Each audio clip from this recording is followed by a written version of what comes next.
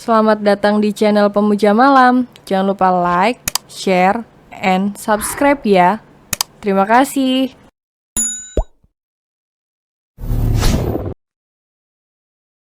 Episode 15 masih polos dan kelewat jujur. Pagi ini Raisya ikut Zo ke kantornya untuk bekerja. Selain berlindung, Raisya juga mulai akrab dengan Zo. Yang awalnya sangatlah cuek bahkan tak tersentuh. "Kak, pinjam komputer," ucap Raisya lagi begitu sampai di ruangan Zo melirik komputer di meja sebelah. Karena teringat game yang dia mainkan semalam. "Mau ngapain kamu?" tanya Zo yang tengah mencari berkas di lemarinya. "Main," jawab Raisya singkat. "Tidak boleh, ini masih pagi." "Jadi kamu ikut saya?" ucap Zo yang benar-benar tidak bisa tenang jika meninggal gadis itu sendirian. "Nggak mau, nanti bosan ikut ke ruang meeting," ucap Raisya mengerucutkan bibirnya.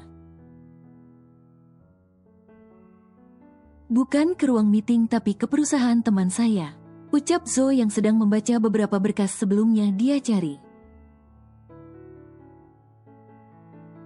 "Ayo," Raisya langsung semangat membara mendengar perusahaan teman Zo. "Awas aja kamu ganjen ke teman saya nanti, terima hukuman kamu," ucap Zo yang sudah memperingati sebelum mereka pergi.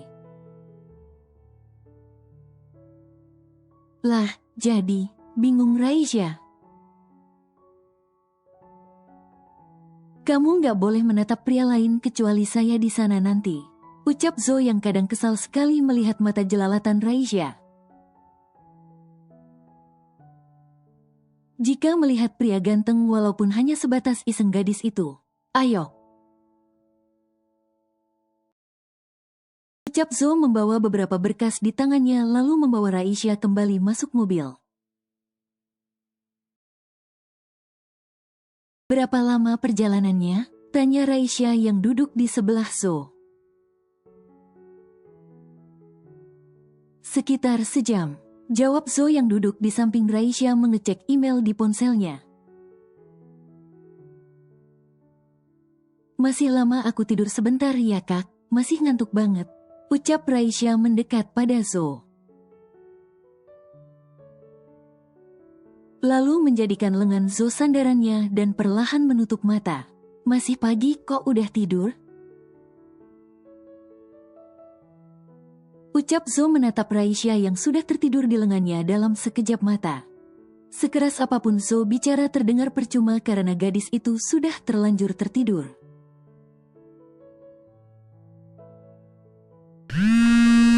Zo melirik ponsel Raisya yang sudah sejak beberapa saat yang lalu bergetar.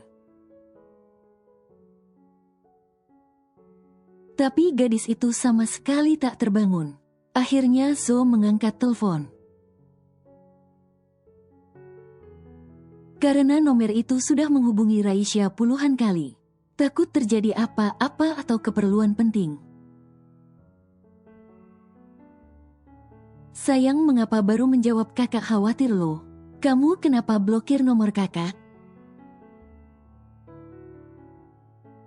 "Di mana kamu sayang?" ucap pria itu terus bertanya yang membuat Zo keringat dingin. Mendengar kata sayang yang terucap berkali-kali, "Sayang," ucap pria itu lagi saat tidak terdengar jawaban.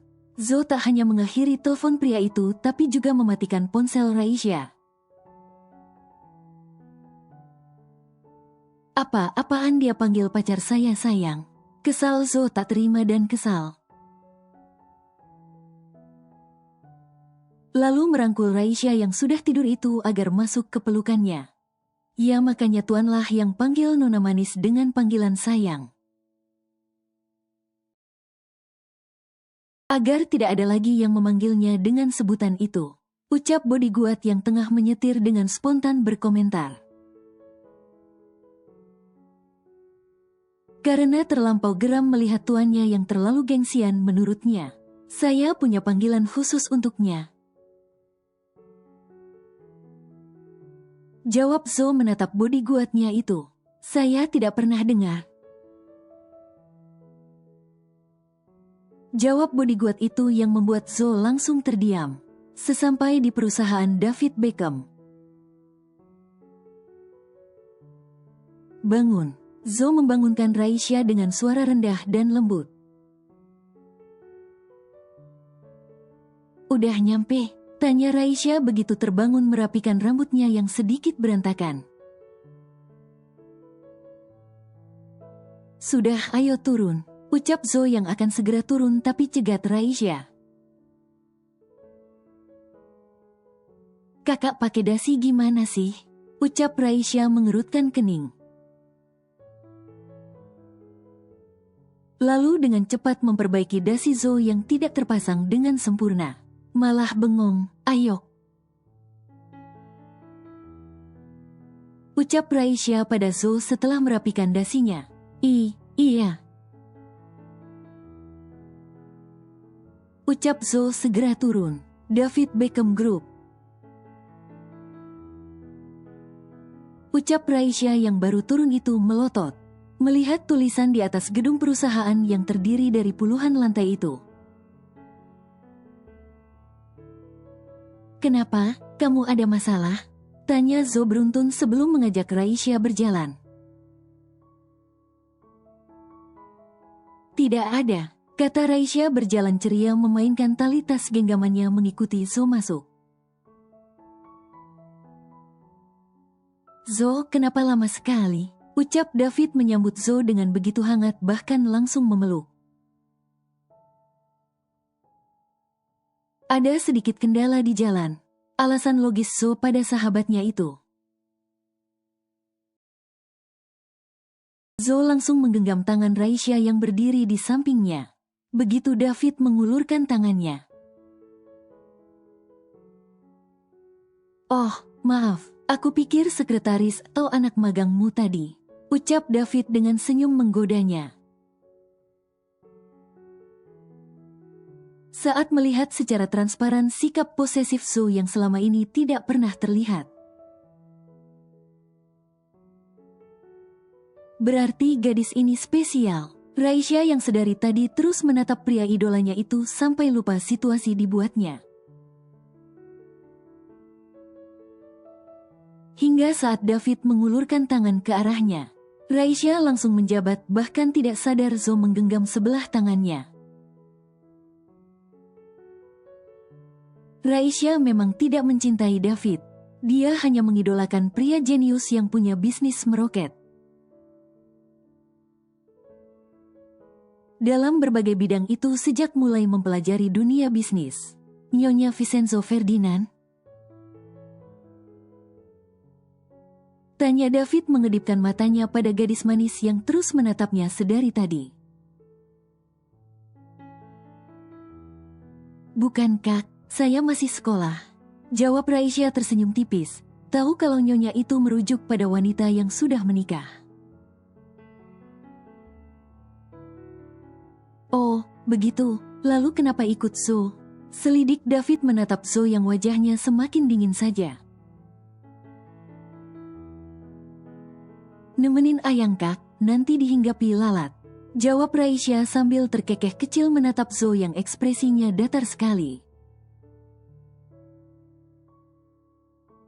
David tergelak seketika mendengar ucapan gadis itu. Lalat pun takut melihat dia. Tawa David yang separuh percaya rasanya. Zo yang terkenal anti wanita tiba-tiba punya pacar dan anak sekolahan pula. Enggak kok Kak, dia ganteng. Ucap Raisya menatap Zo dengan penuh cinta. Sampai Zo langsung buang muka saat ditatap begitu oleh Raisya. Gantengan juga saya. Ucap David dengan pede merapikan rambutnya. Raisya menatap David dan Zo secara bergantian. Meetingnya bisa dimulai sekarang, saya tidak punya banyak waktu, ucap Zo dengan formal yang membuat David tersenyum lebar. Dan sadar kalau Zo tidak suka David terlalu lama berbicara dengan pacarnya, yang masih polos dan kelewat jujur itu. Sebentar lagi Zo, mereka bertiga masih dalam perjalanan, jawab David. Kebiasaan terlambat, ucap Zo dengan sebal dan bad mood, entah kenapa mood Zo jelek sekali rasanya. Sabar Kak, ucap Raisya dengan spontan mengelus-elus lengan Zo. Jangan ajari Mafi. Belum selesai David berucap Zo langsung memberi kode agar diam. Dan itu membuat David kaget, berarti gadis itu tidak tahu kalau Zo adalah King Mafia. Kak, aku boleh foto sama kakak? Aku udah lama mengidolakan kakak, ucap Raisya pada David penuh harapan. Bu, enggak. Ucap Zo dengan tegas dan seperti tidak terbantahkan. Tapi Kak. Tidak. Tegas Zo menatap Raisya tajam sampai perlahan gadis itu menunduk tak berani lagi menatap Zo. Zo, tegur David saat merasa Zo keterlaluan. Zo yang tersadar karena ditegur David langsung memeluk Raisya dengan erat lalu berbisik. Baby, saya cemburu dan tidak rela lihat kamu dekat, apalagi berfoto dengan pria lain. Bisik Zo ke dekat telinga Raisya secara jujur mengatakan perasaannya. Aku cuma mengidolakan Kak, bukan. Apapun alasannya saya cemburu, paham, ucap Zo yang berhasil mengembalikan senyum gadis yang sempat takut itu. Iya deh, maaf, ucap Raisya yang jadi deg-degan sendiri. Saat cara Zo menyampaikan perasaannya begitu berbeda dari pria lain. Cie, ada yang baru jadian. Tawa meledak ketiga sahabat Zo begitu sampai di dekat mereka. Hati-hati ya dek, Zo buas. Pesan singkat Marceline sambil tertawa. Buas. Bingung Raisya penuh tanda tanya. Emang binatang, buas. Sambung Raisya yang tidak mengerti arah pembicaraan mereka. Plak. Tamparan cukup keras dari Zo di lengan sahabatnya itu. Setelah semua obrolan tidak penting mereka. Kelima sahabat itu kini di mode serius dalam ruang meeting. Membicarakan dan saling beradu argumentasi tentang bisnis mereka.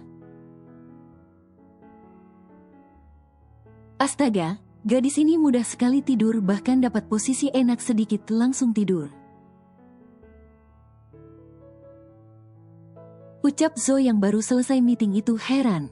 Melihat Raisya yang tidur dalam posisi duduk di kursinya. Baguslah Zo kalau bisa punya banyak kesempatan. Ucap mereka menepuk pundak Zo. Kalian pikir saya pria seperti apa yang akan memanfaatkan kepolosannya? Jawab Zo menatap sahabatnya kesal. Tapi dia tulus loh Zo. Ucap Marceline yang sudah melihat itu sejak pertama kali Zo bertemu dengan gadis nekat ini. Dia tulus, tapi saya belum tahu bagaimana cara mencintainya. Jawab Zo lalu menggendong Raisya dan membawanya kembali masuk ke mobil. Kak, belum beberapa langkah Zo berjalan Raisya terbangun. Kita pulang. Ucap Zo masih meneruskan langkah walaupun Raisya sudah bangun dalam pelukannya. Aku mau foto sama. Tidak boleh baby, kamu mau saya gigit. Ucap Zo yang semakin mempercepat langkahnya. Ya kan cuma foto doang. Ucap Raisya mengerucutkan bibirnya benar-benar ingin berfoto. Apa yang membuat kamu mengidolakannya? Kamu suka tubuh atletisnya? Ucap Zo beruntun. Saya juga ada, apa perlu saya telanjang di depan kamu? Ucap Zo lagi yang membuat Raisya hanya bisa terdiam melotot. Aku mengidolakannya karena bisnis yang di. Belum selesai Raisya berbicara Zo sudah langsung menyambung. Saya juga punya bisnis bahkan semuanya. Apa itu tidak cukup agar saya menjadi idola kamu? Ucap Zo lagi benar-benar dengan nada cemburu dan sakit hati. Apa kurang saya? Bilang biar saya sempurnakan. Ucap Zo dengan to the points. Kurang perhatian. Ucap Raisya lebih to the points lagi. Apa harus saya memperhatikan kamu setiap saat?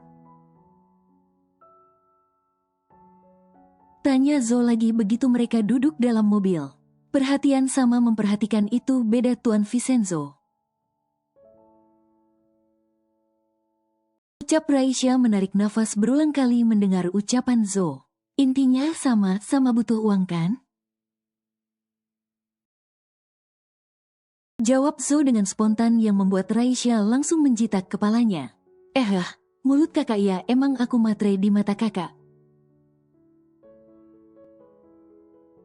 Ucap Raisya tersinggung. Bukan matre baby, maksud saya itu ngapain perhatian doang kalau nggak pengertian. Ucap Zo menjelaskan, saya to the point saja, ngapain saya tanya makan? Mending saya beliin kamu makan, itu jauh lebih bermanfaat untuk kamu. Ucap Zo realistis. Hah, jadi nggak ada cewek matre di mata kakak? Tanya Raisya. Tidak ada cewek matre baby kalau cowok bilang begitu duitnya saja yang sedikit. Jawab Zo dengan singkat. Jadi duit kakak banyak? Tanya Raisya lagi sambil mengedipkan matanya centil. Menurut kamu? Tanya Zo lagi. HMMH, bolehlah. Jawab Raisya terkekeh. Kalau mau apa-apa minta sama saya. Ucap Zo lagi. Maaf tuan tapi aku tidak kekurangan. Jawab Raisya dengan spontan yang walaupun mungkin Zo baik. Tapi dia juga tidak berniat untuk memanfaatkan pria itu. Saya tidak bilang kamu kekurangan. Tapi itu kewajiban saya, ucap Zo. Lah emang istri, sampai ada kewajiban? Tanya Raisya yang jadi bingung sendiri. Saat kebutuhannya akan ditanggung-jawabi oleh Zo padahal mereka baru pacaran. Ya kamu kan pacar saya, ucap Zo menatap gadis manis yang terlihat bingung itu. Ya, tapi selama ini aku pacaran gak gitu kak? Raisya membandingkan. Sudah saya katakan, kita pacaran orang dewasa baby. Bukan seperti yang pernah kamu lakukan. Ucap Zo menyelipkan rambut Raisya yang menutupi wajah ke telinga. Jadi pacaran orang dewasa itu boleh minta apa aja ya kak sama pasangan? Tanya Raisya dengan polos. Boleh, Tapi kamu harus tahu kalau saya sebelumnya tidak pernah berpacaran. Jadi, kalau ada beberapa hal yang tidak kamu suka dari saya, bilang dengan berterus terang, maka saya akan berubah. Ucap Zo menatap Raisya dengan tatapan teduh. Iya. Jawab Raisya mengangguk paham. 3 hari kemudian. Ak, teriak frustasi Zo yang duduk di lantai bersandar pada ranjang sepulang kerja di malam hari. Kenapa rumahku jadi sepi seperti ini? Ucap Zo mengacak rambutnya. Sejak Raisya pulang, Zo jadi merasa kesepian dan jenuh tiba-tiba. Kemana gadis itu? Mengapa tidak bisa ditelepon? Ucap Zo semakin frustasi karena menghubungi Raisya berkali-kali, tapi nomornya masih tidak aktif. Zo berdiri lalu membuka lemari khusus dalam kamarnya dan mengambil sebotol wine.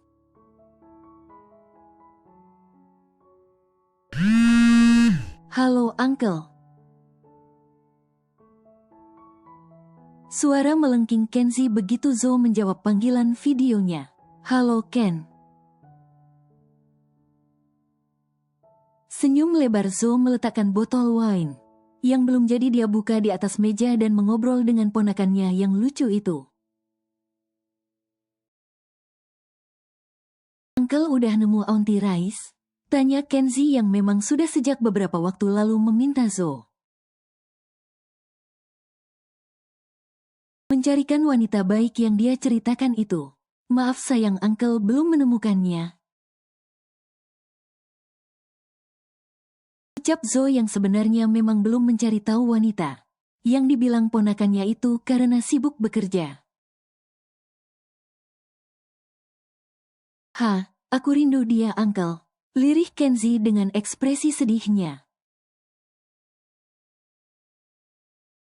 Ken, bagaimana mungkin kamu merindukan dia, yang bahkan hanya bertemu denganmu sekali saja? Heran Zo merasa aneh ketika ponakannya yang sulit akrab dengan orang mendadak jadi sangat posesif seperti itu. Ken sayang dia, pokoknya Uncle harus nikah sama Auntie Rice. Ucap Kenzi dengan suara keras lalu menutup telepon. Zo meletakkan ponselnya sambil menarik nafas berulang kali. Menyisir rambutnya dengan tangan.